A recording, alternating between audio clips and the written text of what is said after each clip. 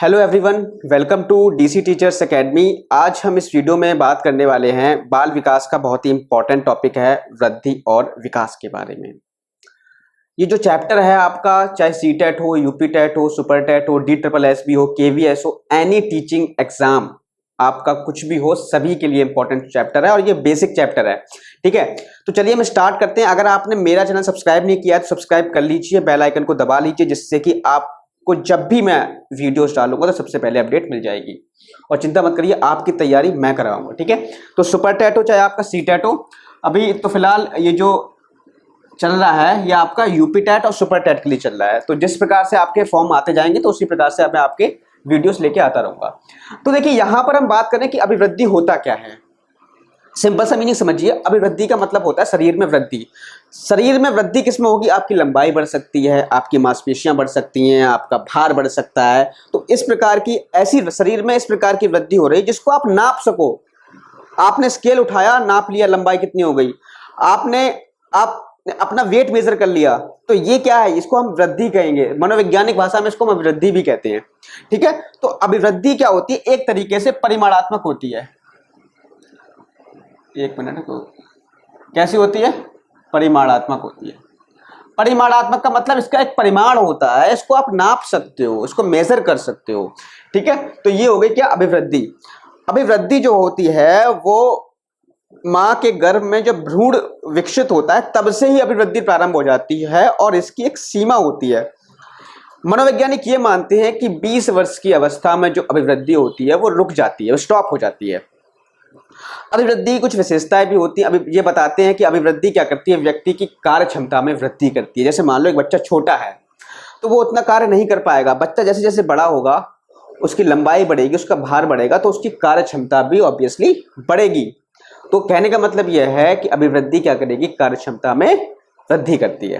ठीक है, तो हम यहाँ पे बात करें, बस ये कहा जाता है कि अभिवृद्धि एक समय सीमा के बाद जाकर के रुक जाती है, जिसे हम क्या कहते हैं? परिपक्वता कहते हैं। परिपक्वता प्राप्त होने पर वृद्धि आपके अंदर नहीं होती। ठीक है, हम बात कर लें विकास के बारे में। देखो, विकास और वृद्धि सभी लोगों ने पढ़ा होगा, बस मैं थोड़ा सा इंट्रोडक्शन दे रहा हूं, आप इसको समझो। विकास वास्तव में है क्या? विकास, हम ये कह सकते हैं, विकास एक व्यापक अवधारणा है, जबकि वृद्धि एक, कह सकते हो, एक छोटी अवधारणा है। विकास जन्म से लेकर के मृत्यु तक चलता रहता, निरंतर रूप से चलता रहता है। यह आप सभी ने पढ़ा होगा। विकास एक निरंतर चलने वाली प्रक्रिया है जो जन्म से लेकर के मृत्यु तक चलती रहती है। ठीक है, बात यह आती है कि विकास डिफरेंट क्या है? विकास में हम तो यहाँ पे डेफिनेशन है कि अभिवृद्धि के साथ साथ उसके शारीरिक व मानसिक विकास में होने वाला जो परिवर्तन होता है उसे हम विकास कहते हैं। यहां तो मैंने बहुत शॉर्ट में लिख दिया है, शारीरिक व मानसिक विकास में होने वाला परिवर्तन। वास्तव में जो विकास होता है वो अभिवृद्धि के साथ साथ उसके शारीरिक, मानसिक, बौद्धिक, भाषाई, स्नायु, संवेगात्मक, सामाजिक विकास में होने वाला परिवर्तन है। मतलब यह है कि अगर आप शारीरिक विकास की बात करोगे तो शारीरिक विकास में आ जाएगा आपका, शारीरिक विकास को ही हम वृद्धि कहते हैं। सिंपल सी बात, शारीरिक विकास बराबर वृद्धि। लेकिन विकास वृद्धि से अलग क्यों है? क्योंकि इसमें भाई शारीरिक विकास के साथ साथ आपका मानसिक विकास भी होगा, आपका भाषाई विकास भी होगा, आपका बौद्धिक विकास भी होगा, आपका स्नायु विकास भी होगा, आपका सामाजिक विकास भी होगा, आपका संवेगात्मक विकास भी इसमें शामिल है। तो इतने सारे चीजें इसमें शामिल है विकास। तो विकास एक व्यापक अवधारणा है जो आपकी जन्म से लेकर के मृत्यु तक चलती रहेगी। तो देखो, विकास में गुणात्मक, मैंने क्या कहा था? अभिवृद्धि कैसी होती है? परिमाणात्मक होती है। विकास कैसा होता है? गुणात्मक परिवर्तन होता है। इसमें गुणात्मक परिवर्तन के साथ साथ परिमाणात्मक परिवर्तन भी होता है। तो कहने का मतलब, आपको यह नहीं लग रहा कि विकास के अंदर ही वृद्धि शामिल है नहीं है? बताओ, जब शारीरिक विकास की मैंने बात कर दी और शारीरिक विकास को वृद्धि कहते हैं, जबकि विकास में क्या है? कुछ चीजें एक्स्ट्रा आ गई, मानसिक विकास एक्स्ट्रा आ गया, भाषाई विकास एक्स्ट्रा आ गया, स्नायु विकास आ गया। ये सब विकासों के बारे में बात जो मैं कर रहा हूं, मैं आपको आगे बताऊंगा कि सामाजिक विकास क्या होता है, संवेगात्मक विकास होता है, सबके बारे में बताऊंगा। ठीक है, तो कहने का मतलब यह है कि व्यक्ति के में गुणात्मक, यानी व्यक्ति के गुणों में परिवर्तन हो रहा है, साथ ही साथ उसके शरीर में ही परिवर्तन हो रहा है, उसी को हम क्या कहते हैं? विकास कहते हैं। लेकिन यहां पे मैंने एक चीज लिखी है कि यह एक क्रमिक प्रक्रिया है। भाई ये चीज ध्यान रखना, विकास क्या होती है? एक क्रमिक प्रक्रिया होती है। और विकास जो होता है वो प्रत्येक व्यक्ति में भिन्न भिन्न होता है। देखो आप सबने ये पढ़ा होगा, विकास एक क्या है, क्रमिक प्रक्रिया। देखो यहाँ पे हरलॉक ने क्या कह दिया है, हरलॉक ने कहा है कि विकास अभिवृद्धि तक सीमित नहीं है। मैंने कहा ना अभिवृद्धि 20 वर्ष तक हो गई, लेकिन विकास देखो दोनों लोग साथ साथ चलते हैं। ये विकास है, ये वृद्धि है, दोनों जन्म से जब बच्चा पैदा हो जाता है दोनों साथ साथ चलते हैं। तो देखो अब ये वृद्धि मान लो, तो वृद्धि 20 वर्ष की अवस्था तक रुक गई और ये आपका आगे चला गया। तो कहने का मतलब विकास अभिवृद्धि तक सीमित नहीं है, अपितु इसमें परिवर्तनों का एक प्रगतिशील क्रम है। परिवर्तनों का प्रगतिशील क्रम, यही पहचानना है भाई। प्रगतिशील क्रम क्या है? विकास एक क्रमिक प्रक्रिया है। कैसे पढ़ा होगा आपने, लेकिन कभी इस पर इतना जोर नहीं दिया। विकास एक क्रमिक प्रक्रिया कैसे है? देखो आप ये मान के चलो, जब बच्चा सीखता है, सबसे पहले जब सीखता है तो उसके वोकल का विकास होता है। जो वोकल जानते हो क्या है, जिससे हम बोल पाते हैं, वोकल का विकास हुआ। जब वोकल का विकास होगा उसका सही तरीके से, तभी वो बोलना सीखेगा, बोलना सीखेगा, ठीक है। उसके बाद जब उसके हाथ की मांसपेशियों का विकास होगा तभी वो लिखना सीखेगा। भाई एक क्रम से चल रहा है ना। अगर मान लो उसके वोकल का विकास ना हो, ठीक है, तो बोलना सीख पाएगा? नहीं सीख पाएगा। हाथ की मांसपेशियां डेवलप ना हो तो लिखना सीख पाएगा? नहीं सीख पाएगा। बच्चा, आपने देखा होगा, बच्चा जब छोटा होता है तो सबसे पहले क्या होता है, धीरे धीरे जब बड़ा होता है ना, जैसे मान लो 2-3 महीने की अवस्था में वो बच्चा मतलब लेटा हुआ होता है, मतलब वो अपने शरीर का भार संभाल नहीं सकता, वो बैठ नहीं सकता। तो क्या करता है, सबसे पहले वो अपनी गर्दन उठाता है, ऐसे करके गर्दन उठाता है। गर्दन उठाने के बाद में वो क्या करता है, जब गर्दन उठा लेगा फिर अपना ये धड़ उठाएगा ऊपर की तरफ। फिर क्या करेगा, जब धड़ उठाएगा तो फिर सहारे से बैठना सीखेगा। सहारे से बैठना सीखने के बाद में फिर सहारे से खड़ा होना सीखेगा। सहारे से खड़ा होना सीखने के बाद में फिर वो चलना सीखेगा। तो ये क्रम चल रहा है नहीं चल रहा है, आप बताओ ये क्या है? ये क्रम ही तो है, ये प्रगतिशील क्रम है भाई। ऐसा थोड़ी ना होता है कि बच्चा पहले चलना सीख जाए फिर उसके बाद में रेंगना सीख रहा है, तो ऐसा नहीं होता। विकास क्या होती है, एक प्रगतिशील प्रक्रिया होती है, ये आप ध्यान रखना, इसका प्रगतिशील क्रम है, ठीक है। तो देखो बच्चे ने पहले अपना क्या उठाया, सिर उठाया, फिर धड़ उठाया, फिर अपना बैठना सीखा। बैठना सीखने के बाद में फिर वो घुटनों पे चलना सीखा। घुटना चलने पे सीखने के बाद में फिर वो खड़ा होना सीखता है। पहले पकड़ के खड़ा होता है, फिर चलना सीखता है। तो कहने का मतलब यह है कि आपने पढ़ा होगा मस्तकाधोमुखी विकास का सिद्धांत। मैं पढ़ाऊंगा तो आपने पढ़ा होगा मस्तकाधोमुखी सिद्धांत। मस्तकाधोमुखी सिद्धांत क्या कहता है कि विकास जो है मस्तिष्क से सिर पैर की ओर होता है। तो बच्चे, अब आप खुद देख लो भाई, बच्चे ने पहले क्या उठाया, सिर उठाया, धड़ उठाया, फिर बैठना सीखा, फिर पकड़ के चलना सीखा, तो फिर स्वतंत्र रूप से चलना सीखा। तो विकास सिर से किसकी तरफ हो रहा है, पैर की तरफ हो रहा है। ये बात हम आगे करेंगे, ठीक है। तो यहां देखिए, तो वह एक प्रगतिशील क्रम है जो परिपक्वता के लक्ष्य की ओर अग्रसर होता है। परिपक्वता के लक्ष्य की ओर अग्रसर होता है। तो कहने का मतलब ये आपकी किस में मदद करता है, विकास आपकी परिपक्वता प्राप्त करने में मदद करता है। विकास के परिणाम स्वरूप व्यक्ति में नवीन विशेषताएं एवं योग्यताएं प्रकट होती हैं। भाई बिल्कुल सिर्फ सीधी सीधी बात है। आप चलना सीख जाते हो, आपका भाषाई विकास होता है। आप जब समाज के संपर्क में आते हो तो आपका सामाजिक विकास होता है। समाज के संपर्क में आने पर ही आपका संवेगात्मक विकास होता है। तो ये सब चीजें किसके अंतर्गत आ जाती हैं, विकास के अंतर्गत आ जाती हैं। आई होप कि अब आप वृद्धि और विकास का मतलब समझ गए होंगे। अब हम बात करते हैं वृद्धि और विकास में अंतर क्या होता है। आइए अब समझते हैं कि विकास और वृद्धि में अंतर क्या है। देखो यहाँ पे मैंने आपको 9 अंतर बताए हैं विकास और वृद्धि में। तो आप अगर कोई भी एग्जाम दे रहे हो, कंपटीशन दे रहे हो या आप बीटीसी भी कर रहे हो, तो आपके लिए भी ये इंपॉर्टेंट है। देखो यहाँ पर वृद्धि और विकास में क्या अंतर है। वृद्धि जो होती है एक निश्चित आयु तक होती है, एक निश्चित आयु तक वृद्धि होती है। इसकी एक समय सीमा होती है। मैंने बताया कि ऐसे मान लो मनोवैज्ञानिकों ने 20 वर्ष तक की अवस्था को वृद्धि की अवस्था बताया, मतलब 20 वर्ष की अवस्था में वृद्धि ना के बराबर होती है। उसके बाद विकास क्या है, एक आजीवन चलने वाली प्रक्रिया है। ये निरंतर रूप से जन्म से लेकर मृत्यु तक चलती रहती है, लेकिन वृद्धि एक समय सीमा के बाद रुक जाती है। इसका स्वरूप कैसा होता है, बाह्य होता है। इसको आप बाहर से देख सकते हो कि भाई ये इतना लंबा हो गया, भाई तेरा वेट इतना ज्यादा हो गया, लेकिन स्वरूप, इसका स्वरूप क्या होता है, विकास का आंतरिक होता है। ये आप उसकी अनुभूति कर सकते हो, उसको देख नहीं सकते, उसको आप फील कर सकते हो। विकास को आप देख नहीं सकते, लेकिन वृद्धि को आप बाह्य रूप से देख सकते हो। वृद्धि विकास का एक स्तर है। कहने का मतलब मैंने आपको बताया था, मैंने आपको क्या बताया था, देखो ये आपकी वृद्धि है, तो ये क्या है, आपका विकास है। कहने का मतलब विकास के अंदर वृद्धि सम्मिलित है। तो वृद्धि तो विकास का एक स्तर हुआ ना, मैंने क्या बताया था, विकास जो होता है कई प्रकार का होता है, शारीरिक विकास, मानसिक विकास, बौद्धिक विकास, भाषाई विकास, संवेगात्मक विकास, सामाजिक विकास। तो शारीरिक विकास को वृद्धि कहते हैं। तो कहने का मतलब यह है कि वृद्धि विकास का एक स्तर है, सिंपल बात।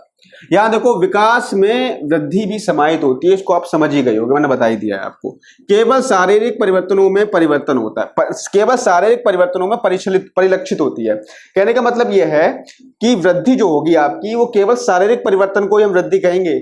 विकास सभी पक्षों में, मैंने आपको बता ही दिया, शारीरिक विकास, मानसिक विकास, बौद्धिक विकास, सामाजिक विकास, भाषाई विकास, ये सब क्या होते हैं, सभी पक्षों में विकास होता है व्यक्ति के। यह क्या है, एक इसका मापन किया जा सकता है वृद्धि का, लेकिन इसका मापन नहीं, केवल अनुभूति की जा सकती है। या देखो निश्चित क्रम नहीं होता है, इसका कोई निश्चित क्रम नहीं होता, लेकिन विकास का क्या होता है, एक निश्चित क्रम होता है, ध्यान रखना। और इसके बारे में चर्चा हम अभी कर चुके हैं, आपको पता ही होगा, ठीक है। निश्चित दिशा नहीं होती, लेकिन विकास की क्या होती है, एक निश्चित दिशा होती है, ठीक है, एक निश्चित दिशा की ओर चलता है ये। यहाँ पे देखो इसका जो प्रयोग होता है, वृद्धि का प्रयोग संकुचित अर्थ में किया जाता है, लेकिन विकास का जो प्रयोग है एक व्यापक अर्थ में होता है। इसके बारे में भी चर्चा हमने अभी की थी। ये क्या है, एक परिमाणात्मक परिवर्तन है, ठीक है, परिमाणात्मक परिवर्तन है। ये आपका परिमाणात्मक व गुणात्मक परिवर्तन दोनों होता है। मतलब विकास में आपके गुणात्मक और परिमाणात्मक दोनों परिवर्तन होते हैं, लेकिन वृद्धि में केवल परिमाणात्मक परिवर्तन होता है। तो इसके बारे में हम चर्चा कर चुके थे डिटेल में, ठीक है। तो आई होप कि ये वृद्धि और विकास में अंतर आपको समझ में आ गया होगा। अब देखो विकास की क्या होती है, कुछ अपनी अवस्थाएं होती हैं और प्रत्येक अवस्थाओं के अपने अपने कुछ विशिष्ट गुण भी होते हैं। तो हम बात करेंगे अब विकास की अवस्थाएं कौन कौन सी है। तो देखिए अब हम बात करेंगे विकास की अवस्थाओं के बारे में। विकास की अवस्थाएं अलग अलग मनोवैज्ञानिकों ने अलग अलग बताई हैं। फिलहाल हम जो जनरली जो विकास की अवस्थाएं होती है, सामान्य अवस्थाएं होती हैं, हम उसके बारे में बात करेंगे, ठीक है। इसके बारे में जो कुछ मनोवैज्ञानिकों ने अवस्थाएं बताई है हम उनके बारे में बात करेंगे। फिलहाल देखो विकास की 10 अवस्थाएं मानी गई हैं। देखो पहली जो अवस्था है वो है पूर्व प्रसूति काल। पूर्व प्रसूति काल की जो अवस्था होती है वो गर्भधारण से लेकर के जन्म तक, बच्चे जब भ्रूण के रूप में होता है और जब जन्म लेता है, उस ड्यूरेशन को हम क्या कहते हैं, पूर्व प्रसूति काल कहते हैं। फिर है आपकी शैशवावस्था, जो जन्म से लेकर के 10 से 14 दिनों तक की होती है। अब आप कहोगे सर ये तो आप गलत बता रहे हो, लेकिन देखो अलग अलग मनोवैज्ञानिकों ने अलग अलग बताया, मैं सामान्य बता रहा हूँ, अभी जो वैलिड है मैं उस पर आऊंगा, ठीक है। बचपना अवस्था क्या होती है, 2 सप्ताह से लेकर के 2 साल तक होती है। बाल अवस्था को हम बांट सकते हैं, बाल अवस्था जो मेनली मानी जाती है वो 2 वर्ष से लेकर के 12 वर्ष तक की मानी जाती है। तो बाल अवस्था को हम 2 भागों में बांट सकते हैं, प्रारंभिक बाल अवस्था और उत्तर बाल अवस्था। प्रारंभिक बाल अवस्था 2 से 6 वर्ष तक की होती है और उत्तर बाल अवस्था जो होती है वो 6 से 12 वर्ष तक की होती है। एक होती है तरुणावस्था या प्राक किशोरावस्था, जिसको हम एज ऑफ प्यूबर्टी भी कहते हैं या प्री एडोलेसेंस भी कहते हैं। मतलब प्राक किशोरावस्था का मतलब यह है कि किशोरावस्था प्राप्त करने से पहले की जो अवस्था होती है, इसको हम तरुणावस्था कहते हैं।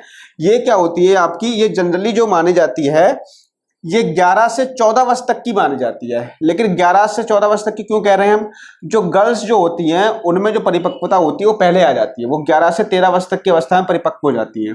लेकिन प्यूबर्टी जो होती है वो गर्ल में पहले आ जाती है, वैसे परिपक्वता भी लड़कियों में पहले आ जाती है। और यहाँ पे जो बॉयज में जो प्यूबर्टी होती है वो 12 से 14 वर्ष की अवस्था में आती है। प्रारंभिक किशोरावस्था 12 से 17 वर्ष तक की होती है। परिवर्ती किशोरावस्था 17 से लेकर के 19 व 20 वर्ष तक की हो सकती है। प्रारंभिक वयस्कता ये 21 से 40 वर्ष तक की होती है, जिसे हम प्रौढ़ावस्था भी कहते हैं।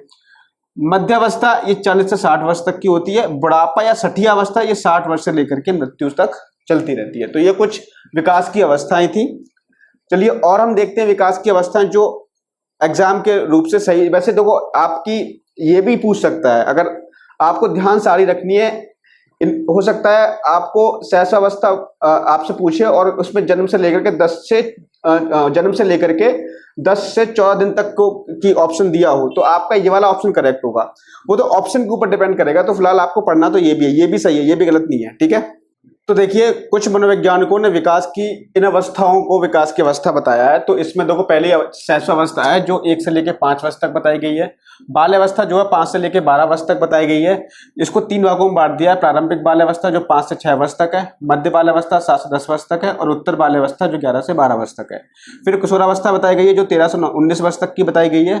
इसमें प्रारंभिक किशोरावस्था 13 से 14 वर्ष तक है, मध्य किशोरावस्था 15 से 17 वर्ष तक है, और उत्तर किशोरावस्था 17 से 19 वर्ष तक है। देखो भाई, ये आपसे पूछा जाता है कि मध्य किशोरावस्था की आयु कितनी होती है, उत्तर किशोरावस्था की आयु कितनी होती है, मध्य बाल्यकाल की आयु कितनी होती है। कभी आपसे प्रश्न अगर आपका आसान पूछ रहा है तो सीधे सीधे पूछ लेगा बाल्यावस्था की आयु क्या है। अगर थोड़ा सा कठिन बना दिया तो ये पूछ लेगा कि मध्य बाल्यकाल की आयु बताइए आप, तो वहीं पर फंस जाओगे। इसीलिए आपको ये ध्यान रखना है।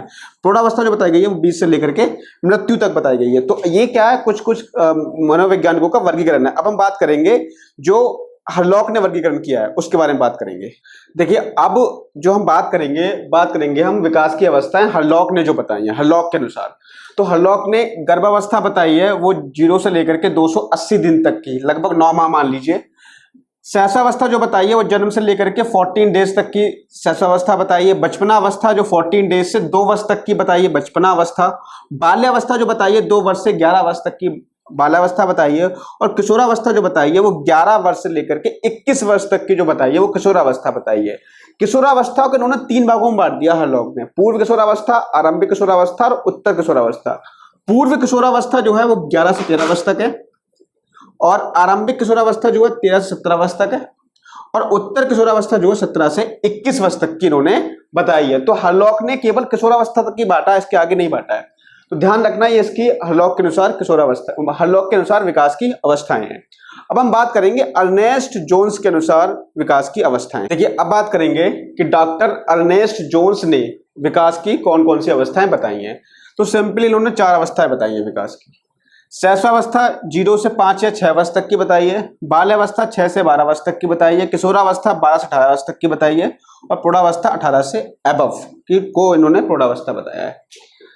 बात यह आती है कि हमें इसमें से क्या पढ़ना है। देखो, शैक्षिक रूप से देखा जाए तो 3 अवस्थाएं आपकी बहुत महत्वपूर्ण जो आपको पढ़नी है, शैशवावस्था, बाल्यावस्था और किशोरावस्था। इन 3 अवस्थाओं के बारे में हम डिटेल में पढ़ेंगे। शैशवावस्था में क्या विशिष्ट गुण बच्चे के अंदर आते हैं, बाल्यावस्था के अंदर क्या विशेषताएं बच्चे के अंदर पाई जाती है, किशोरावस्था के अंदर क्या विशेषताएं पाई जाती है। फिलहाल जो ऐसे अभ्यर्थी जो प्राइमरी एजुकेशन की तैयारी कर रहे हैं या सीटेट प्राइमरी या जूनियर का देना चाहते हैं, तो वो उनके लिए मुख्य रूप से शैशवावस्था और आपकी बाल्यावस्था बहुत ही ज्यादा इंपॉर्टेंट है। तो इसके बारे में हम चर्चा करेंगे अगले वीडियो में। तो आज की वीडियो में इतना ही रखते हैं। आई होप कि वीडियो आपको पसंद आया होगा। वीडियो आपको पसंद आया तो चैनल को लाइक करिए, शेयर करिए, सब्सक्राइब करिए। मिलते हैं नेक्स्ट वीडियो में। Thank you, have a nice day.